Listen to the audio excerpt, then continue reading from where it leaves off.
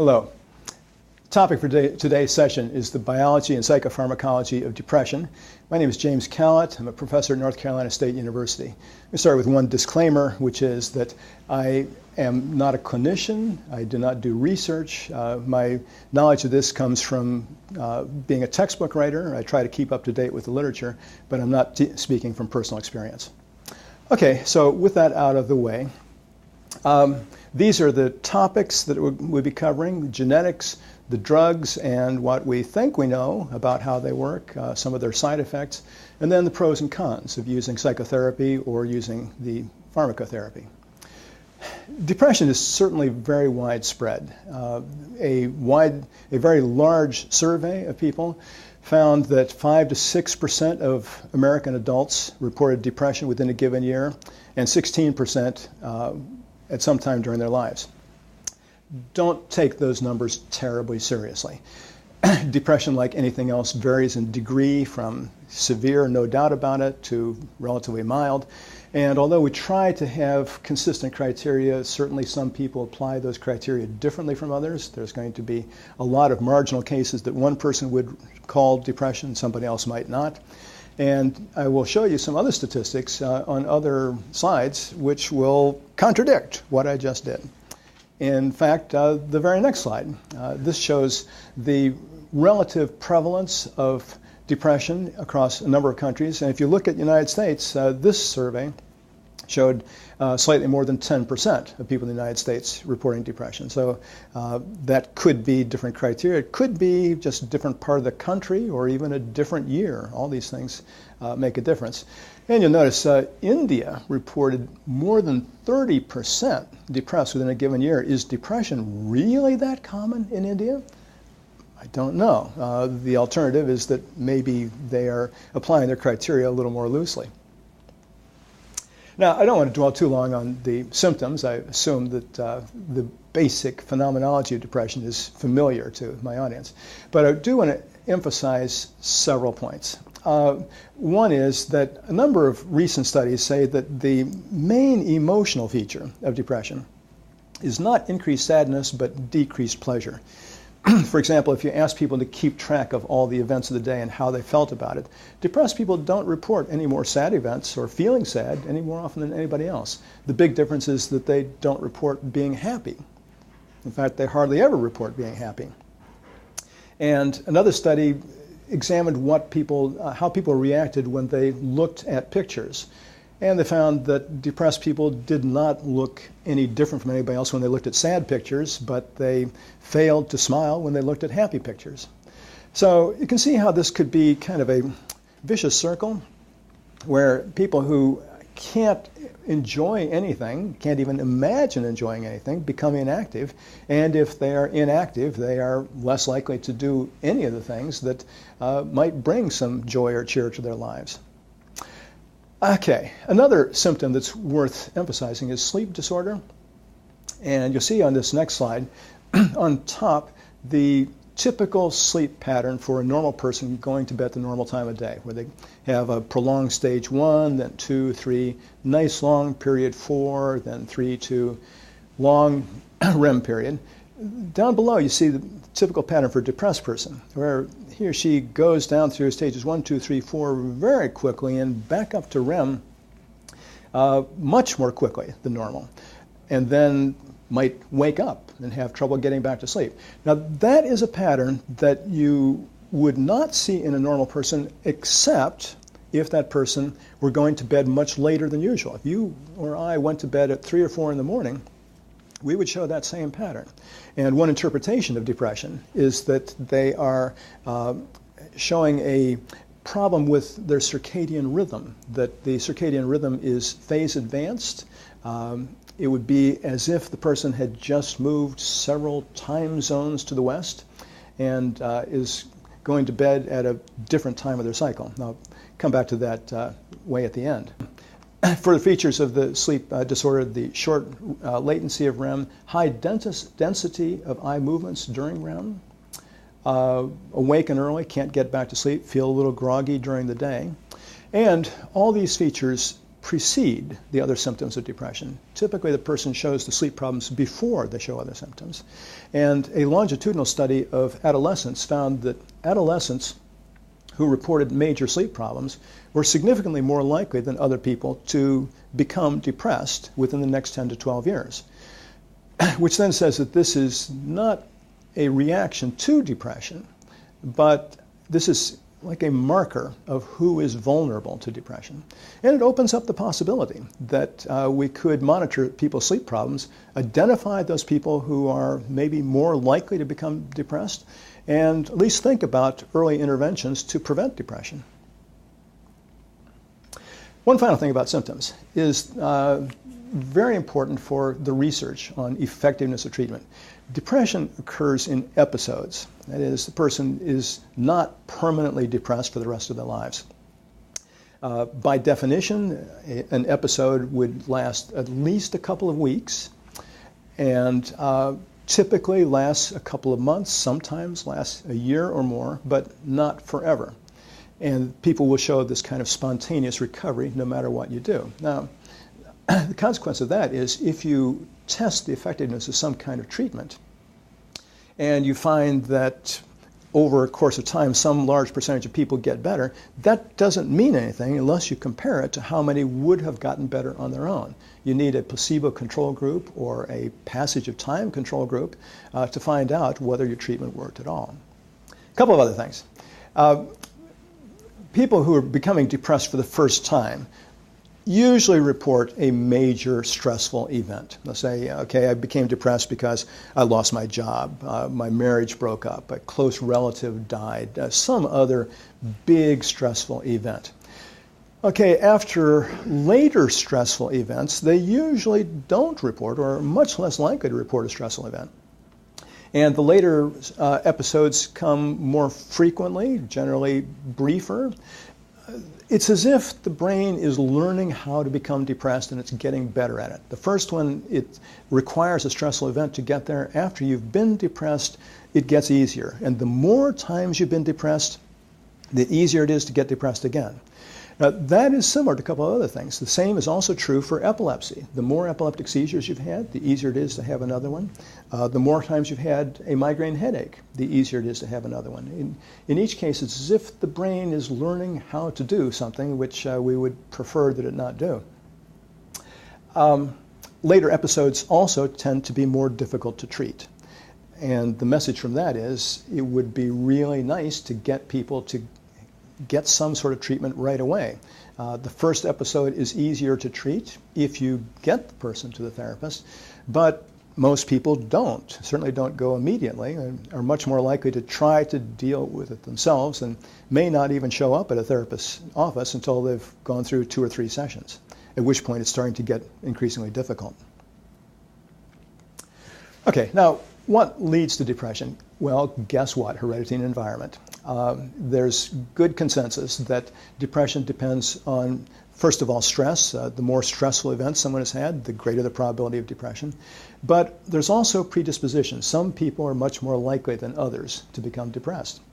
Some people live through really horrendous experiences, and they're resilient. They bounce back. And within not too long, they're back on their feet. Other people go through prolonged depression after events that were really, would seem, no worse. So some people are more vulnerable than others. Genetics is certainly one of the first things we want to look at. It does tend to run in families. The more relatives you have with depression, the greater your probability. And this is another slide, which again, you're going to see different statistics. I've told you a couple other percentages of people with depression. This is a lower percentage. But this, at least here within the study, you can compare, because they're using the same criteria, and find that people who have a biological relative with depression are more likely to become depressed than those with an adoptive relative, but those too are more likely than those who have no relative. And that implies that you've got a couple kinds of factors. There's probably a genetic factor and a factor of whatever is in your family, whatever experiences are happening in families where other people are depressed. Well, over the last 20 years, biochemists have gotten very good at identifying individual genes, such as the gene for Huntington's disease. And in the case of something like depression, certainly a big effort has gone into trying to find a gene, if there is a gene. And the consensus has emerged that there is no such gene. There is no one gene that has a very big effect, and there's apparently no gene that has a consistent effect. Even a small effect would be interesting if you found it in every study. It doesn't turn out that way. It appears that there's probably a great many genes, each of which adds a little bit to the probability of becoming depression. The genes, however, are not specific to depression. It's not that there is a depression gene or even 100 depression genes, but the genes that increase the probability of depression increase the risk of lots of other things also. And it's worth noting that many or most of the people with depression have other disorders also, such as anxiety. People with a relative who has depression are at greater risk for depression, anxiety disorder, everything else on this list: attention deficit disorder, binge eating disorder, fibromyalgia, migraine, headache, PMS. I know that's not the official term, but that's what most people call it. So that says that you've got genes or other predispositions that make you more likely to break down in any of a number of ways. And which way you break down depends on something else. Very recent study has this interesting finding. Difference between people with early onset depression and late onset depression. Here, usually the dividing line for depression is about age 30. So if someone has a biological relative with early onset depression, somewhere in the 20s, they are more likely to have a variety of psychiatric disorders, depression, anxiety, and so forth. If you have a relative with late onset depression, the later the onset, the greater the probability that relatives will have problems with their circulation, that is, their blood. And that has some implications. It says that maybe we should be looking for more than one kind of gene. Maybe we should separate out two kinds of depression. Do one study on the genetics of early onset and another one on late onset. Also suggests maybe there would be different kinds of treatment. Perhaps, because we certainly find that not all people respond to any one treatment, maybe the people with late onset have a different kind of disorder. Maybe they would respond better to something targeting their blood instead of their brain chemistry. That at this point is speculative, but it seems like something that needs to be explored. Now, one of the most interesting studies pertains to the serotonin transporter protein. Let me explain a little bit about this. When a neuron releases its neurotransmitter, if that neurotransmitter is serotonin, dopamine, or norepinephrine, the transmitter will attach to its receptor, and then it goes back and gets reabsorbed through a process called reuptake, and that goes through a specific protein. In the case of serotonin, it's the serotonin transporter protein. And that will suck up much, certainly not all, of the serotonin. It's like a recycling system. It's to make sure that you don't have to keep making serotonin from scratch, which is a energy-intensive process and a diet-dependent process. So it makes sense to reabsorb it. Now, how much it gets reabsorbed varies from one part of the brain to another, and varies depending on how much of that serotonin transporter protein is present in the cell. Well, that in turn depends on some other genes. The gene for the transporter protein itself doesn't show any significant variation, at least not any common variation from one person to another. But near that gene, there are some regulatory sections of the chromosomes. Researchers discovered that of all the material on the chromosomes, only a small portion of it actually codes for RNA and proteins. And there's a lot that doesn't. And not that many years ago, they were referring to this as junk DNA, little pieces of DNA that were just along for the ride and didn't do anything. Now it appears that that was quite wrong, that those other pieces of DNA that don't code for anything modify the production of the other parts that do. And a portion right next to the gene for the serotonin transporter protein will increase or decrease the amount of its production. Well, this section of the chromosomes comes in two forms called S and L, meaning short and long. And the short form causes production of less of the protein, and the long form leads to more of the protein. Well, given the importance of serotonin, we believe, for depression, it would seem likely that that gene ought to have something to do with depression. Well, there were a lot of studies, some of which said that people with the S form of the protein were more likely to have depression, and a lot that found no significant difference. Well, in 2003, Avram Caspi published a very stimulating article, one of the most exciting articles published in the Genetics of Behavior maybe ever, in which he proposed that the reason it was not consistent from one stage to another is that the effect of the gene depends not just on the gene, but also on the person's experience. That the short form of the serotonin transporter gene predisposes to depression only if the person has a lot of stress. That is, it makes the person more vulnerable to stressful experiences. And therefore, the greater the stress, the more effect of that gene. And here's the graph that he showed. And what you see along the x-axis is the probability of depression. The y-axis, the probability of depression. What you see along the x-axis is the number of stressful events. And here he's talking only about big stressors, not something like I have a term paper due next week. These are big things like divorce, death of a husband or wife, loss of a job, and so forth, being physically attacked. So people who had no stressful events sometimes became depressed anyway, at least no stressful events that they were recording. Sometimes became depressed anyway. But it didn't matter for them which form of the gene they had. People who had one stressful event were a little more likely to become depressed, but again, it didn't matter whether they had the S or L form of the gene. As you get to greater and greater numbers of stressful events, 2, 3, and 4, the probability of depression went up and the dependence on the gene went up. So people with 2 copies of the S gene, of course you have pair of chromosomes. This is an autosomal chromosome. If you had 2 forms of the S, you were more vulnerable to depression, more likely to become depressed if you had a lot of stress. And if you had 2 forms of the L, then more resilient, less likely to react badly to the stress, and one of each, sort of intermediate. Absolutely fascinating study. This then inspired lots of other research. Maybe there's lots of other genes, the genes for schizophrenia or aggressive behavior or attention deficit disorder or whatever you might think of, might have their effects on people who had one kind of experience and not another kind of experience. Now, unfortunately, this has turned out to be difficult to replicate.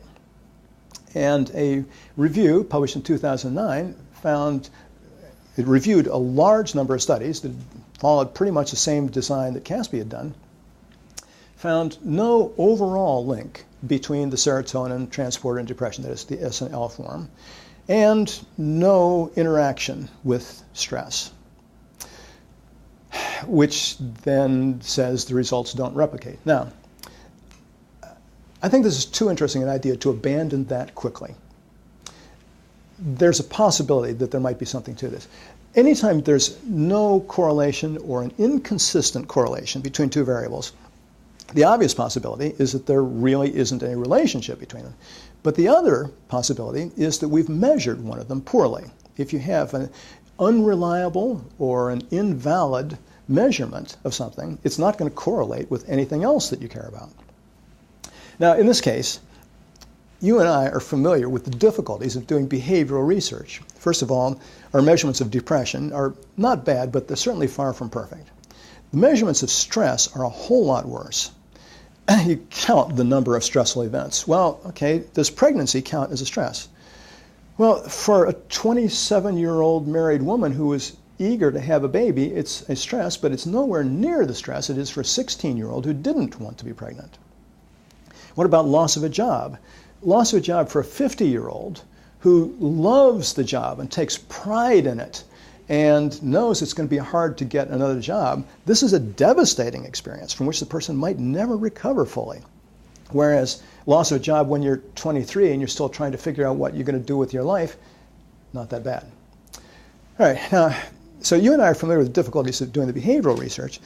We tend to assume that the biochemical research is 100% objective, 100% accurate. So people can figure out whether you've got the S or L gene. It's not true. There are several methods of assaying the S and L gene, and the ones that are in most common use are prone to a significant number of errors. So we've got inaccurate measurement of behavior, sometimes very inaccurate measurement of genes. So how much of an interaction is there between them? I think it's too soon to say. The idea is interesting enough that I think it calls for more research. Now, this brings us to, I guess, the main topic, which is pharmacotherapy. Now, I understand that most people watching this are clinical psychologists. There's only a couple of states right now that permit some clinical psychologists to prescribe drugs. If you don't live in those states, why would you care? A couple of reasons. One is that you might be communicating with some physician who does prescribe the drugs, where you provide the psychotherapy and the physician prescribes the drugs. It helps to be able to communicate and to know what we're talking about. And if the doctor says something, you would like to be able to reply in a way that seems intelligent. Second, you might want to give advice to a client on choosing between psychotherapy and pharmacotherapy. And occasionally, you might be alert to drug interactions. A few years ago, I was contacted by an elementary school teacher who had a very troubled little girl in her class who was taking a wide variety of drugs, and the teacher was worried that the drugs might be more of the problem than the solution. And the list of drugs included Ritalin, which is a common drug given for children, and an antipsychotic, which is not commonly given for children. And it seems to me very likely to interact badly with Ritalin. Ritalin increases and prolongs the amount of dopamine in the synapse. Antipsychotic drugs block dopamine receptors. So the two were fighting it out. They had contradictory effects. So you take both of them, they cancel each other out, leave the child only with side effects. So if you have somebody who's taking a bunch of drugs, you may not know what all the drugs do, but it's an easy enough thing to look up online or in a good reference book and check whether this combination of drugs makes sense, or at least clearly doesn't make sense. Now, the first antidepressant drugs were the MAOIs, monoamine oxidase inhibitors. These were discovered by accident. In the 1950s, no one at the time anticipated that there would be such a thing as an antidepressant drug. This was before the days of any drug that affected behavior other than tranquilizers. And at first, nobody knew how they worked. But as they accumulated a list of drugs that seemed to work as antidepressants, they looked for what they had in common, and all the early ones were MAOIs. So here's a list of some of the ones that are still in common use. Monoamine oxidase is an enzyme found within the presynaptic cell, that is the cell terminal where it's getting ready to release neurotransmitters. After a cell releases its neurotransmitters, such as dopamine or serotonin, this gets reabsorbed by the cell. Sometimes a lot of it gets reabsorbed, and the cell may be producing a lot of it. MAO is an enzyme that puts the brakes on it, prevents the cell from maybe building up too high a level. If you have too much of one of these transmitters, it's possible for that to cause damage. So that's the function of MAO. MAOIs are inhibitors of that process and therefore would increase the total amount of those neurotransmitters and increase their effect. So you see in this slide on your left, the cell ordinarily releasing its neurotransmitter, it attaches to the receptor, goes back up into the presynaptic terminal where the MAO breaks it down. On the right, it goes back and the MAOI has inhibited that enzyme, so less of it breaks down and you end up with more. So at first it looked like maybe depression is this ridiculously simple thing. It's just people with depression don't have enough serotonin. And wouldn't it be nice if it were that simple? But as we will talk about later, it doesn't look like it's that simple.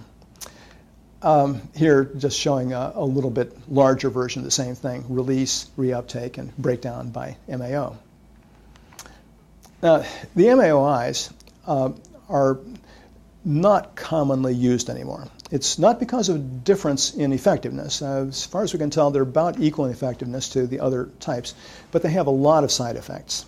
Side effects that are regarded as very unpleasant: drowsiness, either constipation or diarrhea, nausea, stomach upset, either low blood pressure or high blood pressure. People have to be very careful of their diet. You can't eat grapes or anything made from grapes, including raisins or wine and so forth. So MAOIs are almost never used today as the primary approach to depression. Sometimes if somebody doesn't respond to one of the other drugs, they might shift them to an MAOI. Now, second category is called tricyclics. That's based on their chemical structure. They have 3 little cyclic sections of carbon compounds. And here's a list of some of those. There's quite a large number of tricyclic drugs that are available. Now, what tricyclics do is to block reuptake. Remember this transporter protein that will be responsible for reuptake of serotonin and norepinephrine, or norepinephrine would be a different one for norepinephrine, a different one for dopamine.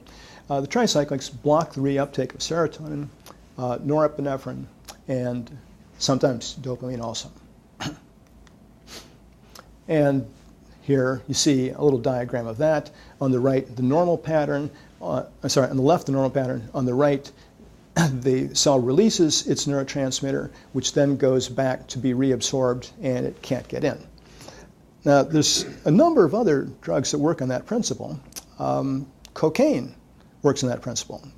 It's more specific to dopamine, but what it's doing is blocking the reuptake of dopamine. Ritalin also blocks reuptake of dopamine. Now, the difference among these is partly which transmitter they block, and more importantly, the quantitative aspects of how fast, how long, how much they block. Now, the tricyclics, in addition to blocking reuptake, have a variety of other effects listed there. They block one type of glutamate receptor, a couple types of histamine receptors, etc. So this is what's called sometimes a sloppy drug. It's a drug that doesn't have one clear effect. It has a bunch of effects, and that makes it hard to figure out exactly what's relevant. All right. Now, the tricyclics also have side effects. Side effects which are sufficiently unpleasant that people usually don't want to continue taking them after they recover. And this is one of the problems, that if somebody recovers while taking tricyclics, they usually don't want to keep on taking it. You've got dry mouth and drowsiness, impaired sexual arousal, a bunch of other things that are really unpleasant. And that means that people who recover while taking tricyclic drugs usually don't want to continue after they get better, and therefore you have a significant chance of relapse. You could have decreased the chance of relapse by continuing to take the drugs, but people don't want to do that. The SSRIs have become very widespread and a very big business for the pharmacology industry.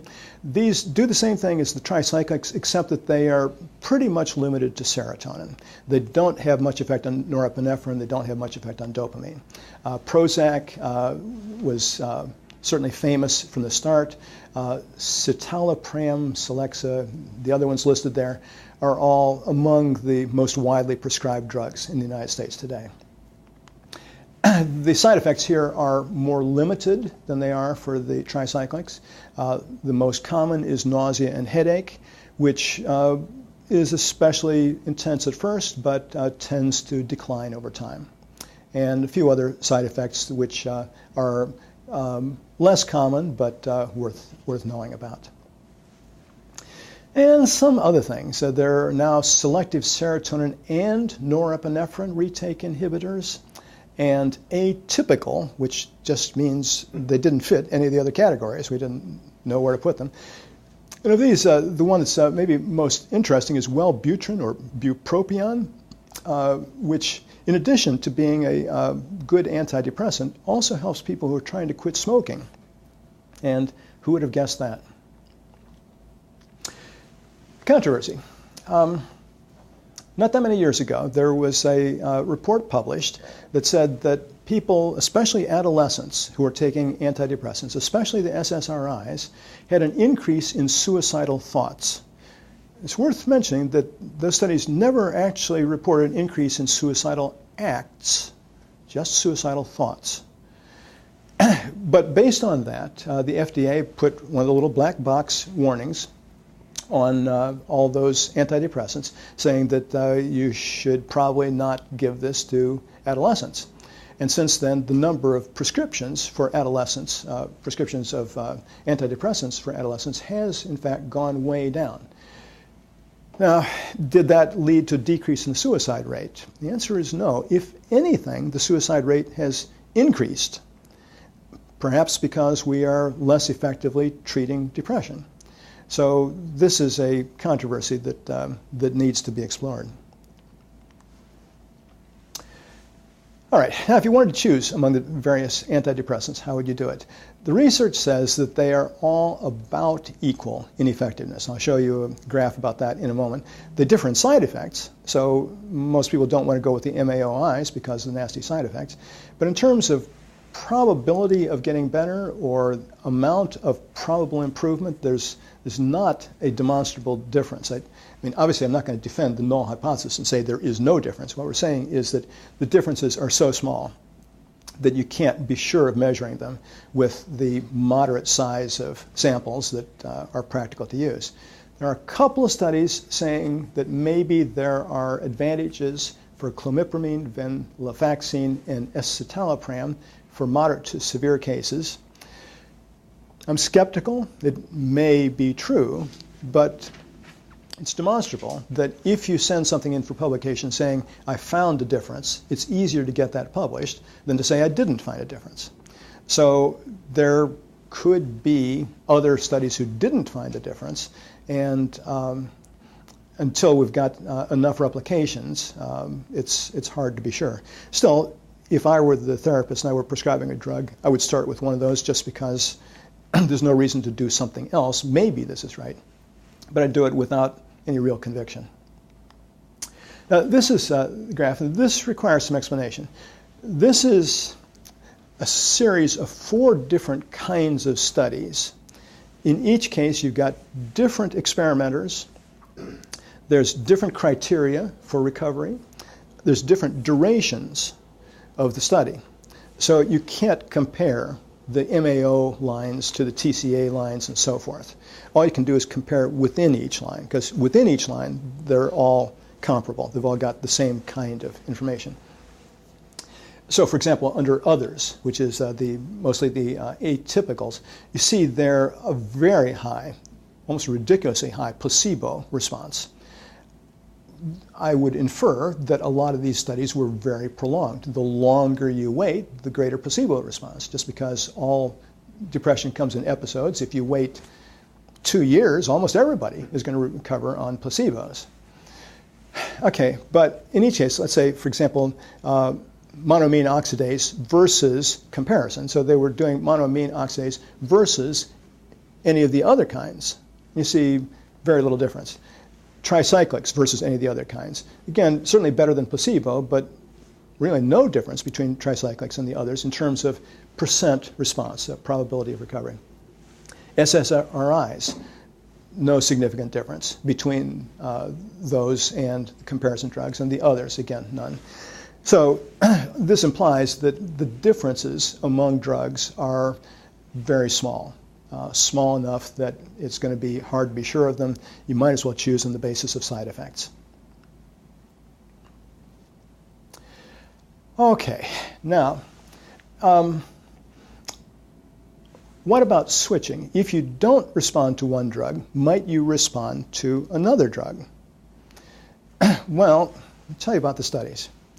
Okay, you start off with people who are on a particular drug for typically about 3 weeks.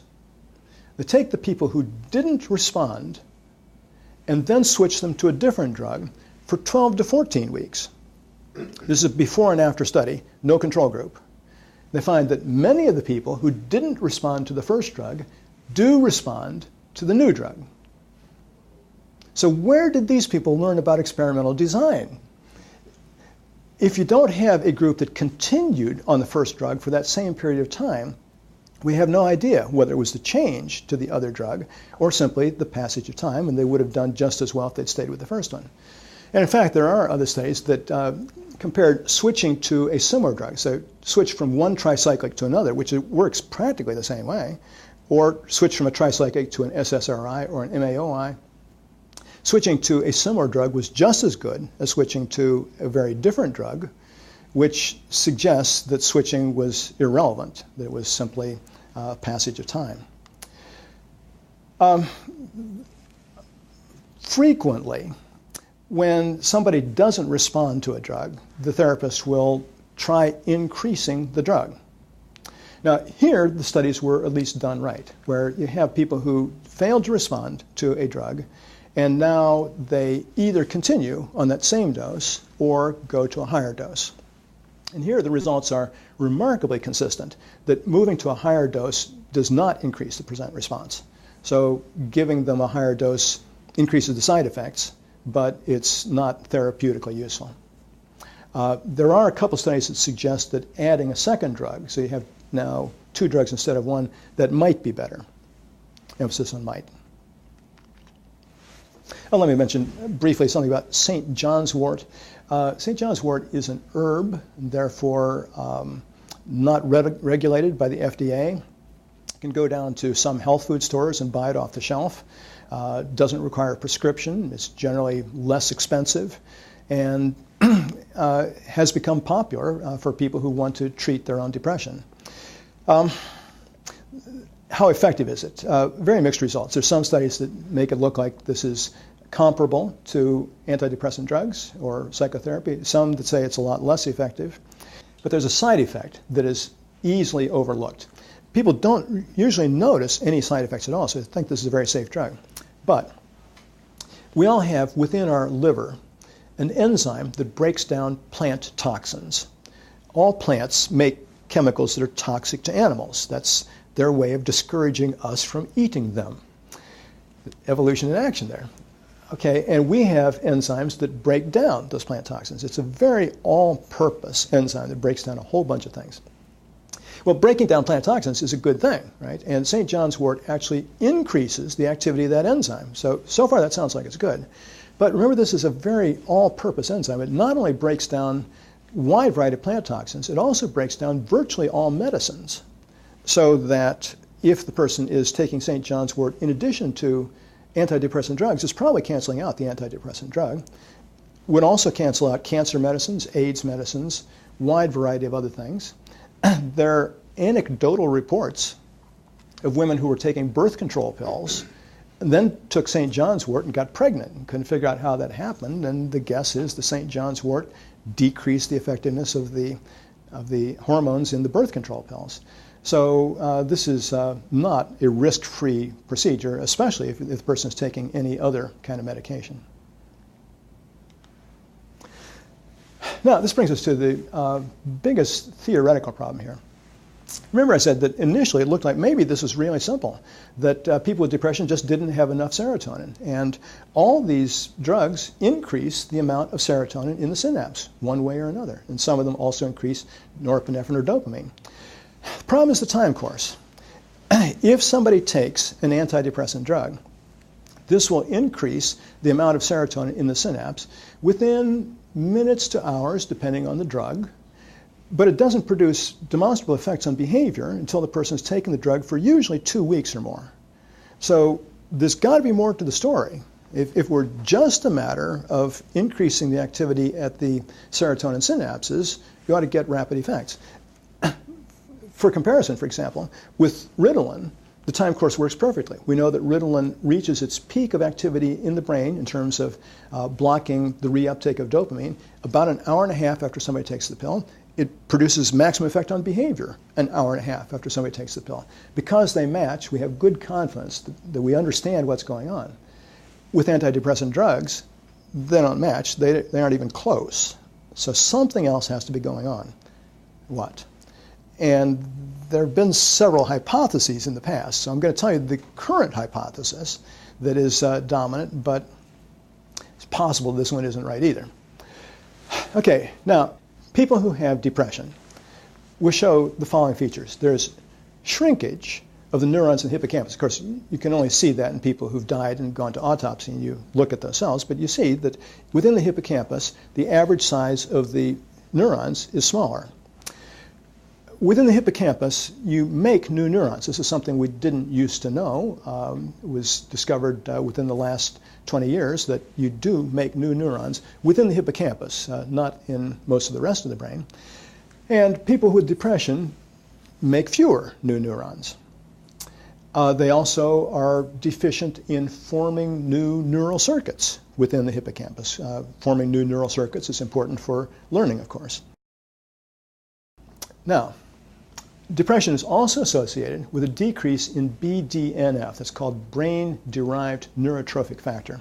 A neurotrophin is a chemical that promotes growth and survival of neurons. Literally, it means neuron food.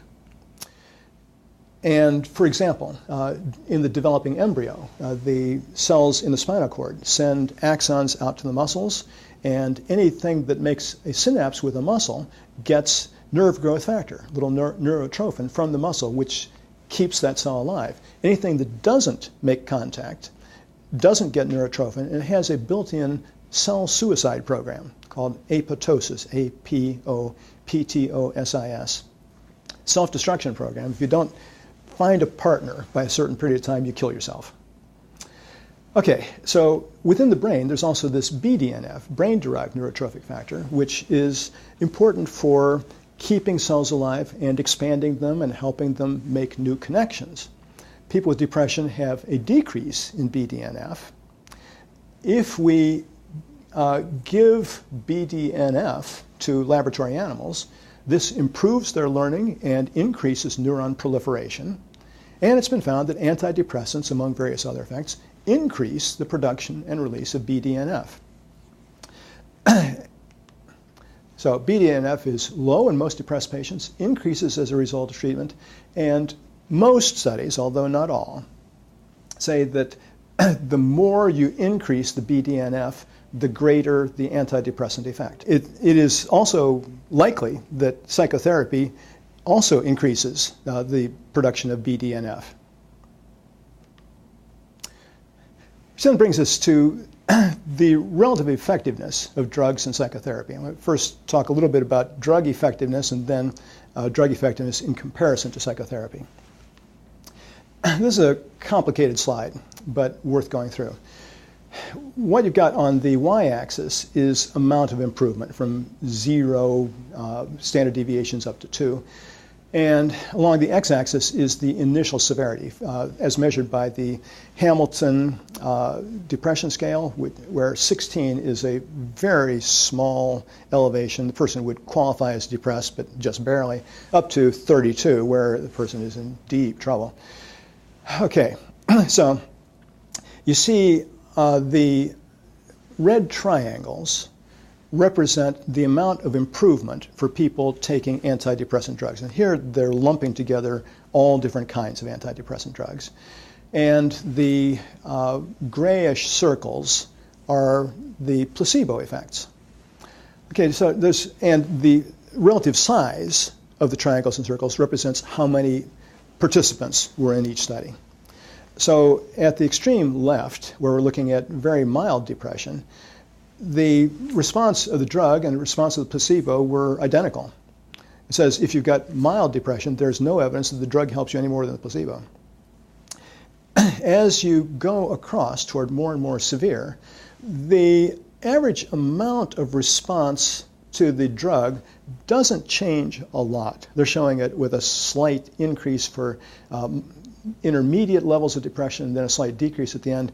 I'm not sure that that would be taken terribly seriously, but overall you can say there's not a lot of change there as you go to more and more depression, but the response to the placebo drops off. So at low levels, the placebo is just as good as the drug.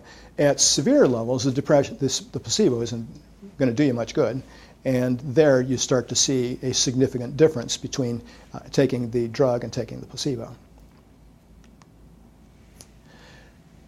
This compares relative effectiveness of placebos at the extreme right, the medications, that is antidepressant drugs, and three kinds of psychotherapy. Cognitive behavioral therapy, interpersonal, which focuses on improving people's social relationships with others, and psychodynamic. This particular study, not very friendly to psychodynamic. There have been a couple of later studies where psychodynamic came out a little better than that. But what you can say is about 30% would recover with placebo. Now, how many obviously depends on how long the study lasts. This is a summary that goes over a whole lot of different studies with varying delays. But so, for what it's worth, about 30% recovered well with placebos, whereas those on medication, a little over 50, which means that medication was adding maybe another 25% to the response rate. The psychotherapy, about equivalent. The percent recovery was about the same. Now, this is with fairly short-term treatment in each case. If we extended that, we would get greater response to both psychotherapy and pharmacotherapy. We would also, of course, get greater response by the placebo group. But for what it's worth, the psychotherapy and pharmacotherapy appear to be about equal in effectiveness. Now, what would you guess as to how this interacts with severity? If you deal with relatively mild depression, which, if either, would be better, psychotherapy or pharmacotherapy? How about moderate depression? How about severe depression? What would you guess? Well, most therapists, certainly most psychiatrists, guess that the more severe the problem, the more you want to rely on drugs. The evidence doesn't bear that out. The evidence says that psychotherapy and pharmacotherapy are equally effective at all levels of depression, from mild depression, where in fact they're competing with the placebo effect, up to severe. The one exception on that is for dysthymia. Dysthymia is sort of long-term gloominess, pessimism. And in that case, the pharmacotherapy worked better. The authors of this review speculated on that. They said, here you've got people who've been gloomy and depressed so long, they hardly remember what it was like to feel better. Now, this is a short-term treatment. How much response are they going to get to psychotherapy within 6 to 8 weeks? It's probably not enough, whereas they might respond to the drugs. At any rate, for dysthymia, pharmacotherapy may be better. For standard major depression, either one seems to work about equally. And both of them increase metabolism in the same brain areas, including the hippocampus. That's why I said that chances are psychotherapy is improving BDNF just as much as pharmacotherapy. Some people find this surprising, but if you believe, as I do, that mind is simply another word for brain activity, anything that changes one should change the other. And since both of them are effective, it's not surprising that they might work through some of the same roots. Now, pros and cons. The big advantage to psychotherapy is that the benefits usually last longer. And I would like to come up with statistics to say what percentage of people relapse after various times on psychotherapy or pharmacotherapy, but it varies a lot from one study to another. I've seen percentage of people relapsing after 2 years after finishing psychotherapy, anywhere from 25% to 50%. And similar variation in percent of relapse after pharmacotherapy. What we can say, though, is, of course, they vary because each one has a little bit different criteria for what constitutes recovery and all sorts of other differences in procedure. What we can say is that every time anybody has compared psychotherapy to pharmacotherapy, people who recovered on psychotherapy had less chance of relapse than those who recovered on pharmacotherapy. unless the people in pharmacotherapy continued taking the drug, in which case they merely caught up to those who had psychotherapy. So in other words, if you had, let's say, 8 weeks of psychotherapy, responded nicely, you stopped taking psychotherapy, you've got a good chance of remaining symptom-free. You might relapse, but you've got a pretty good chance of long-term recovery. Whereas if you responded to the drugs, your chance of relapse is higher. A couple studies suggest that psychotherapy is better for people who had early traumatic experiences, such as a child who watched his parents get killed, some sort of really terrible experience. For those people, psychotherapy works apparently a lot better than pharmacotherapy. On the other side, drugs are cheaper, and the HMOs make a lot of the decisions.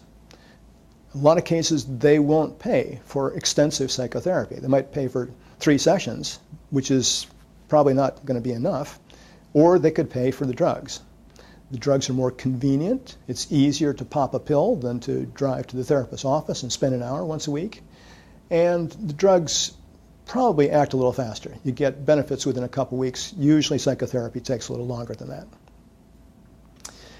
Now, what if you take both? How much benefit is there? It's really hard to get a grasp on that. You would be able to combine the advantages, that the drugs probably act faster and the psychotherapy lasts longer. So you would have both benefits. But of course, that would be at increased expense. Does it increase the percentage of people who respond well? Again, there's some really bad research studies in this regard. There's one study that compares people who were taking a drug and didn't respond to it. Now they get randomly assigned, okay, so far so good, get randomly assigned to 2 groups. One continues taking the drug, the other takes the drug plus psychotherapy. Now, if those who had both did better, we'd be able to draw a conclusion. But in fact, it merely came out tied, which then says that the drug wasn't doing any good, but it doesn't really tell us whether psychotherapy was doing any good. Maybe those people just would have recovered by the passage of time. What they needed was a group that would be nice to have 3 groups from the start. One that takes psychotherapy, one that takes pharmacotherapy, one that takes both, and find out how much better they do. Now, there are a couple studies that indicate that there are some people who respond to psychotherapy who don't respond to pharmacotherapy. Apparently a very small percentage, a few percent. It looks like most of the people who respond to one would respond to the other. You've got about 30% of people who are going to recover on their own just by passage of time. Another 25% who are easy to treat. Give them either psychotherapy or pharmacotherapy, and within a few weeks they're fine. And then a bunch of other people who don't respond very well to either one. At least not quickly. What do we do about those other people? Electroconvulsive therapy is an option. Electroconvulsive therapy has a couple of advantages. It is quicker. It usually works within a week, sometimes 2 weeks. It helps a higher percentage of people. It helps about 90% of depressed people, including those who didn't respond to either psychotherapy or medications. One very big disadvantage, though, which is the relapse rate is very high. So somebody who recovers after electroconvulsive therapy is almost certain to relapse within a fairly short time. So the strategy would be maybe when all else fails, try electroconvulsive therapy. And then if the person recovers, now we've got to do something else to maintain their mood, either psychotherapy or drugs. Conceivably, repeated electroconvulsive therapy, although I think most people would be reluctant to try that.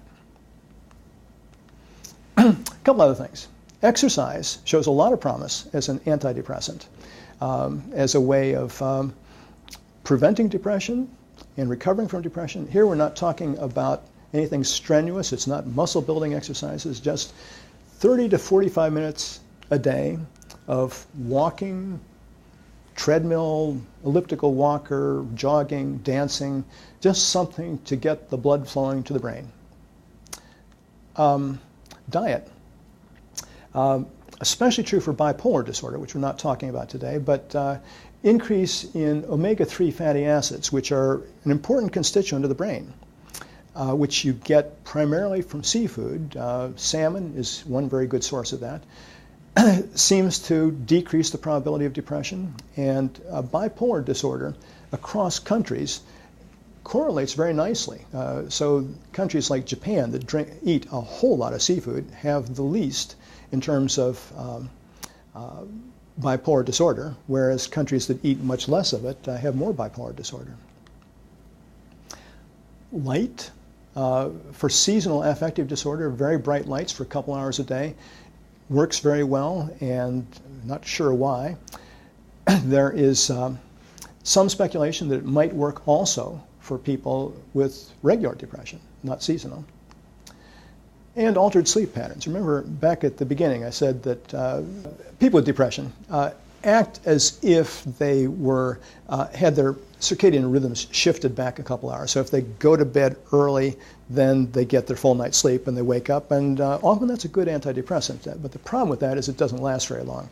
So a couple weeks later, their circadian rhythm has shifted still more, and they would have to go to bed at 4 o'clock in the afternoon in order to get a full night's sleep. And after a while, that becomes impractical. But it says that if we could get really a good handle on sleep, maybe attack sleep as the primary problem, the depression might come with it.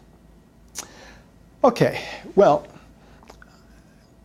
I think in summary what I can say is that depression is a widespread problem. There are a number of treatments that work some of the time, none of them that is perfect, and I hope that what I've had to say about depression hasn't been too depressing. Thank you.